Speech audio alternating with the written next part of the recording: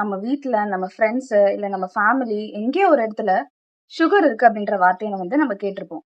So diabetes is not just about sugar and sweets. There is more beyond that.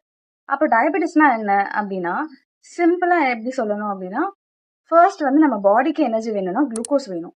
அந்த glucose வந்து நம்ம சாப்பிட்ற ஃபுட்ல இருந்து நமக்கு கிடைக்குது.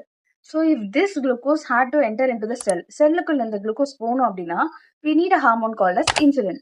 இந்த இன்சுலின் ஹார்மோனை ப்ரொடியூஸ் பண்றது வந்து pancreas. ஸோ இப்போ இதுல 2 ப்ராப்ளம் வரலாம். ஒன்று வந்து நம்ம பாடி இன்சுலினை ப்ரொடியூஸ் பண்ணாம இருக்கிறது, which is an absolute insulin deficiency.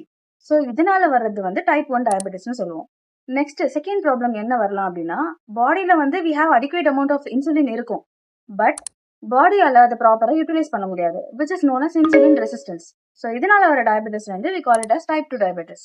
So இப்போ இந்த டயபெட்டிஸோட ரிஸ்க் யாருக்கெல்லாம் அதிகமா இருக்கு அப்படின்னா, ஃபர்ஸ்ட் வந்து ஃபேமிலி ஹிஸ்ட்ரி இருக்கிறது, நெக்ஸ்ட் வந்து ஓவர் வெயிட்டா இருக்கிறது, அதுக்கப்புறம் sleep, stress, unhealthy food habits, அப்புறம் ஃபிசிக்கல் இன்ஆக்டிவிட்டி. ஸோ இதெல்லாம் modifiable risk factors for diabetes.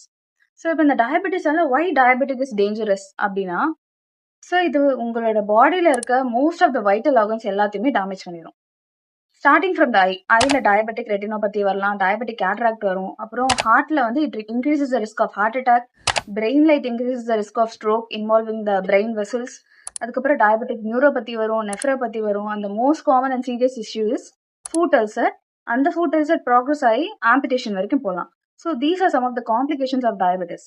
Now moving on to the symptoms of diabetes, excessive thirst இருக்கும், எக்ஸசிவ் யூரினேஷன் இருக்கும், இப்பதான் சாப்பிட்ட மாதிரி இருக்கும், திடீர்னு அவங்களுக்கு ரொம்ப பசிக்கும், மைல்டா ஏதாவது எக்ஸசைஸ் பண்ணா கூட they'll have tiredness and weakness.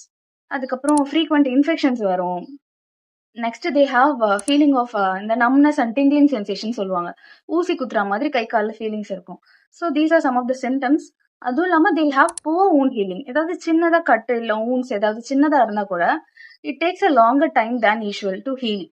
அப்புறம் ஃப்ரீக்வெண்ட் இன்ஃபெக்ஷன்ஸ் வரும். These are some of the complications of diabetes.